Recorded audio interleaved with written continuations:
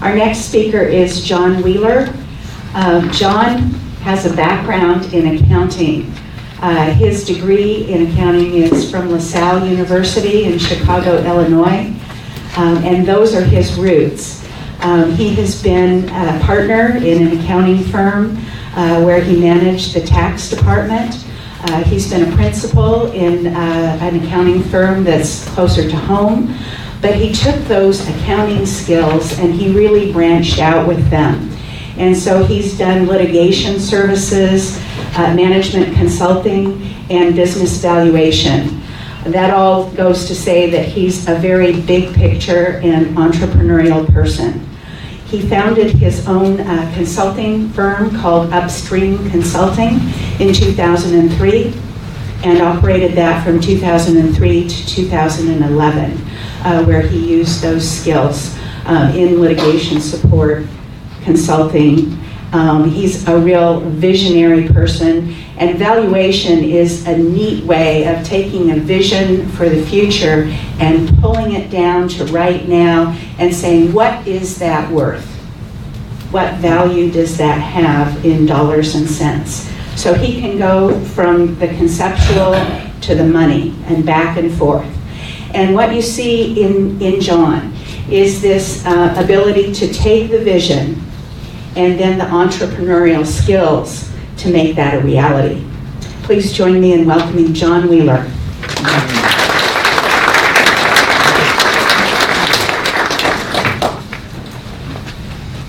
My mother would have loved that. Thank you very much. Let me set the context for this because I think it's really important. The Leavenworth story is not a story based on some flash of genius. It's really a story based on a group of people who came together at the right time to create and pursue a vision for the community. What had happened is in 1996, the Presbyterian Ministry Foundation came into Leavenworth and built a 28-bed facility. Within the next 5 years, they managed to lose about $500,000, and they were ready to pull the plug and had announced that they were pulling the plug. Well, a local group of people came together and said, you know, we need a facility here. So negotiations started. One of the local people knew about this firm in Tacoma called Senior Services of America. A couple of young guys that had started this firm to manage senior care facilities, and they're throughout the country now. But they came to Leavenworth and helped that local group and managed to put together a deal where the Presbyterian ministry was left with all of the debt except $1 million owed to the state of Washington. It was a 1% loan, long-term deal. So we left that in place. One of the key ingredients in the loss of the money was the fact that when they did that state loan, it was a very low rate, but they had to have 80% of the residents Medicaid, and it was killing them because you just can't do that and run a quality facility. It's just almost impossible. Senior Services got that negotiated down to 50%. And then the last really key element was, also negotiated the state loan so that it was interest only for 3 years and then principal payments quarterly of about $10,000 a year, so or a quarter. So it got the payments on that whittled way down, and got the Presbyterians to leave $300,000 of cash on the table, so we had some money to operate on during the period of time when we built it back up. Because by the time all of this took place, there were 6 residents left in the facility. People had run for the hills. Mom and Dad had to have a place. They were gone. And so here we are with 6 people, and we have a facility to run. That took place in 2002. We hired a local nurse, Camille Stem, who had a great deal of executive experience in hospitals, and started to rebuild. I came on the board in 2004. I had been approached when they first did this in 2002 And I looked at it and said, this is a basket case. I don't have time to do this. But what happened is Camille and I were both in Rotary together, and we had a ski team, and Camille's a really good skier. And we needed to have her on, and her brother on our team, and so I made a deal with her. She said, I'll ski if you'll come on my board. And so I said, well, that's a good deal, because you know, I know it's a good cause. I just, you know, we've got a real problem. Well, the first thing we set about doing was creating a vision and a strategic plan. And keep in mind now that at this point, every meeting, every board meeting started with, how long can we operate? How much money do we have left? How far can we get? Because we only had $300,000. So we had to operate on this and try to build back up with that amount of cash in hand. So every meeting started with, okay, how long are we going to be around? Well, at the time we did this, when we sat down then to do our strategic plan, I've been really proud of this one, because I think this group came up with the most amazing thing. That's the context. You're going broke, you got 6 people in the building, you're trying to build it back up. And this group says, our vision is that within the next 5 to 10 years, we want to be the premier senior living facility in the Pacific Northwest. Pretty cool. I mean, you know, you can look at that and say, well, it's not specific, and, you know, but we knew what it meant. And what it meant to us was in what we call our envisioned future. What was it going to look like if we did this?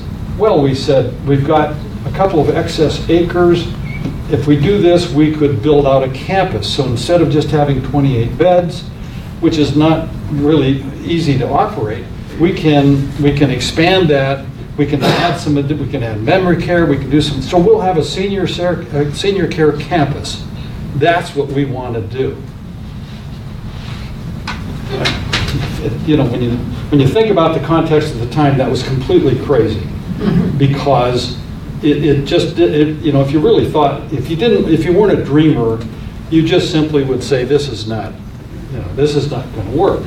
But we knew that if we stayed at 28 beds, it was not going to work, because even when we got back up to 20%, 26 beds, which is roughly a 90% rate, you know, with the, as you know, with the ins and the outs, that's about as good as you're going to get. We knew that if we got there, the best we could do is break even. And so any little hiccup that we might have was going to be a disaster. So we needed to figure out a way to solve the problem. So in our strategic plan, we said that by 2009, we wanted to have this senior care campus.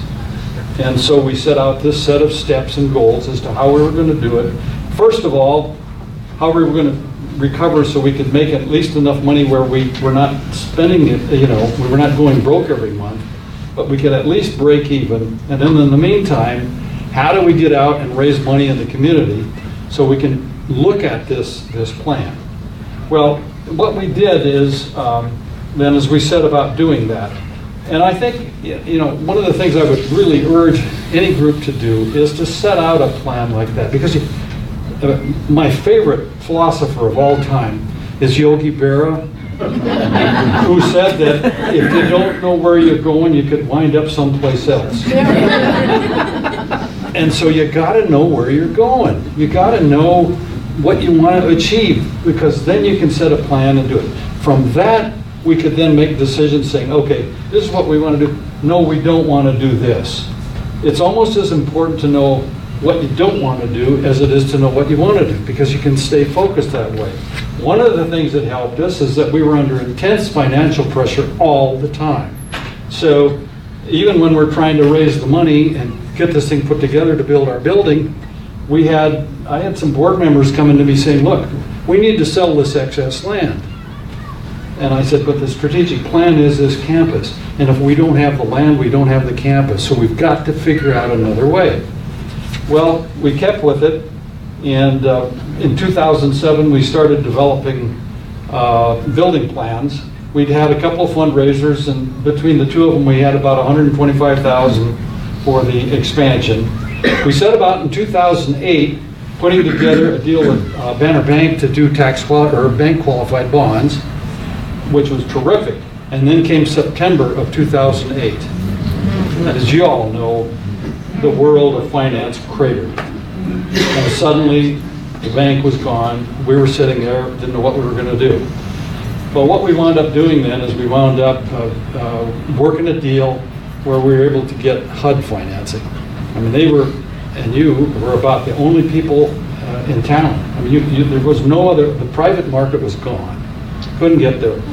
So we did that, and this same bunch in this crash and with a recession going on, set about to borrow $5.5 million to build this campus. And we got the financing after it took us 3 years, but we got the loan put in place.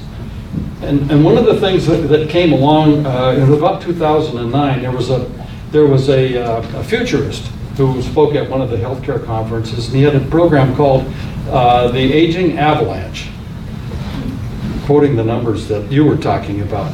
What he said was, what we have coming down the road is just this huge balloon of people who are going to need senior care services. And I mean, you know, everybody who's in the business knows that that's coming, but to try to appreciate the size of it, you really need to look at some of these numbers. And you were talking about them earlier. They're absolutely true. So that when we were trying to put this financing together and the marketing, you know, you got HUD loans, you got studies for everything. I mean, you got marketing studies and you got this study and that study. And so we had to have this market study. So what did we do? We went out and had this market study. These guys come in and they look at Leavenworth and said, there aren't enough people here to support what you're trying to do. And we said, no. Our market is not here. The residents are here. Our market is the people in Seattle and in California and so forth that are coming here, and then they're going to bring their parents because this is where they live. That's what our market is. The seniors are, you know, the people that we're helping, but our real market is out there, not here. You know, Leavenworth and Chelan are perfect for that because you all have the same thing. You got a lot of tourists, you got a lot of people that come in, so you're very attractive to outside. So we didn't convince them, and so the market study was, you know, lower than what it should have been, and so that squeezed down our load a bit. But we managed to get it done anyway. So with that in place, then we launched off and built our addition. We spent the $5.5 million building a facility that's now 41 assisted living beds. We've got 20 memory care beds, and now a total of 8 independent living cottages, so for a total of 69. And we are full, and have been now for about 2 years. I mean, almost from the time we opened, it just ramped up. And so we've been able to meet all our projections and do very well with it. And I would encourage you to look at it with that sort of an attitude, because with the kind of market we're in, I mean, there's just a lot of opportunity out there to do this and to service the kind of debt that's needed to do these facilities. So with that done, well, the last thing I should mention, because this really took a lot of dancing around. Leavenworth, you all probably don't know much about the geology of that area. We certainly didn't. We found out that it's basically some dirt covering up a whole bunch of rocks. And you try to dig down a little bit in almost any place in Leavenworth, and you're going to meet, I mean, we had Volkswagen-sized rocks. Well, there was a whole bunch of these rocks in a big pile just right where we were going to put the expansion. And so we wound up hauling out something like 250 loads of rocks off that site. And it almost cratered the project. It took some really creative financing to do. In fact, in retrospect, we probably couldn't have done that financing in advance because we didn't have the equity to do that. But since we were in the position we were in, where we're all trying to get this done, we got the contractor to leave a little money on the table, and the developer to leave a little money on the table, and senior services left a little money on the, they all agreed to take money after we got opened, and we got the thing finally done. But that then enabled us to get that facility. And it relieved us of the key that I talked about earlier, which was that at 28 beds, it was simply not, you could run the numbers, and it's just not gonna work. Not with the requirements that we had for Medicaid. But it works very well with 63 beds now. And well, we still have the requirement on the old facility of half the beds, which is 14, but the rest of them we're free to deal with private beds. And at least at this point, we have no trouble finding private pay. I mean, there are plenty of them out there because people have been saving up for this.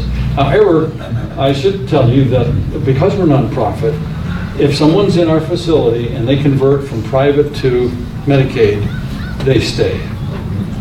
We do not ask people to leave simply because they're now on Medicaid instead of private pay. We feel it's very important as a part of our mission that we take care of those people. And so that's one of our basic things. But we've been able to keep it at a ratio that allows us to operate in a profitable manner so that we can accumulate money to use for future projects. Profit's a funny term when you're a nonprofit, but it's essential. No money, no mission. So you got to have the money, and the only way to create it is to get it from operations, but then we turn around and we put it back in again. We're financing additional services. We then did an expansion of our kitchen. I mentioned that we tightened up on our loans, so we weren't able to expand the kitchen that we needed for the 60-some beds that we had. So we had all these people coming at this lunchtime. Everybody's cramped in this little space. Well, 2 years later, then we had the money where we could expand that. We've done that. So we've taken care of that. So that's the basic story. We've gone from about $1 million in revenue to 2.6. We now got a cash throw of about $350,000 a year with NOI of 0.6. So those are numbers that are interesting, primarily to accountants. But what they mean is that we have the money to do the things we need to do. So how did we get this done? One of the questions Amanda had was, all right, the stories there, what did we do? What was the role of the board? Well, the role of the board was, first of all, we led the way with the strategic plan. And our board is focused on governance. We have Senior Services of America who have been hired to do, they provide the executive services. We have a local executive director, but Senior Services provides the overall executive service. The board sets the plan, the guidance, the goals, and then we monitor to see how it's coming along. So really, we have a few people on our board who are kind of hands-on. They're in the facility a lot, working and helping.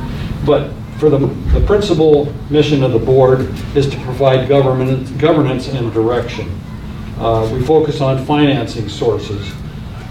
One of the things we set about doing, and I would recommend this to anybody with an organization like this, is that to build the board to get the specific skills you needed.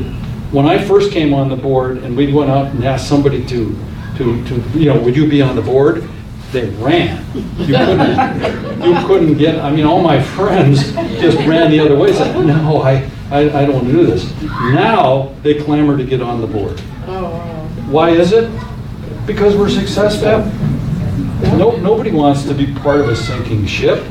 So you gotta, you gotta build what you want to achieve. And so what we did is we sat down and we set out a whole grid and said, okay, we want gender representation, we want skills, we need some financing, we need some medical. We just laid this all out and said, okay, who can we get to do this?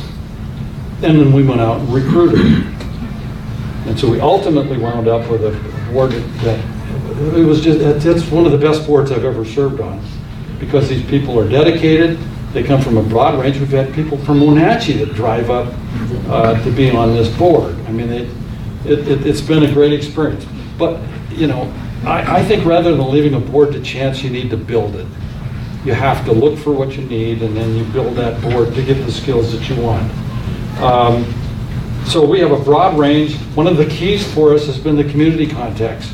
You need people on the board who have contacts in the community, so when you're trying to raise money and you're trying to do these different things, you have connections to the folks out there that can write the checks. Really important to have that. We've now got people on our board who are really focused on marketing and understand it very well. One of the key partners for us, and that was the other question you had, one of the key partners for us has been Senior Services of America. Like I mentioned, it's a couple of guys out of Tacoma that started this firm, and that's been a great relationship to us because they have the depth and the background in the industry. They've got the contacts and the presidents involved in lobbying down in Olympia. I mean, you know, they bring all that to the table, and we get the advantage of that. And it allows our executive director to focus then on running the facility because they don't have to futz with all this other stuff, you know, that the government's constantly coming along with regulations for this, regulations for that. Well, what do we do now? Well, they help provide that direction. So that was a key one. The other key for us has been Cashmere Valley Bank. Cashmere Valley Bank, while they're not, you know, we wound up the HUD loan, they have been a go-to bank for us. We recruited pretty early on a young guy that we could see was going to be a real comer. He was a young officer in the bank at the time. He's now the manager at the branch.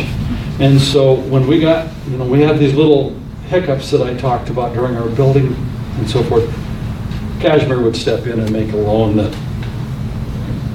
you know, one of the guys from the old days, remember, you know, when a banker went in and he would judge as to what, you know, he just didn't look at numbers. He looked at you and said, yeah, I think you can pay the bill. I know you don't have it right now, but I trust that you're going to get it. Cashmere Valley Banks has done that with us. They've helped us every step of the way when we've needed it. So I certainly count them as a go-to partner. And the last one would be Acre Capital, Tom Peters, who was with the, you probably know, Tom's one of these guys that's been around in the HUD financing business for years.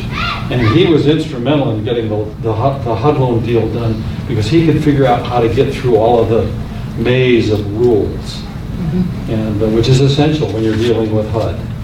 And so that's been an essential one for us. So I hope that covers basically, Amanda, what you were looking for, the Leavenworth story. I'm going to be around. I'm going to stay, and I'll be here for a bit after the meeting. So if any of you guys have questions, I'll be happy to answer them because I think you've got a great start here. This is a wonderful turnout.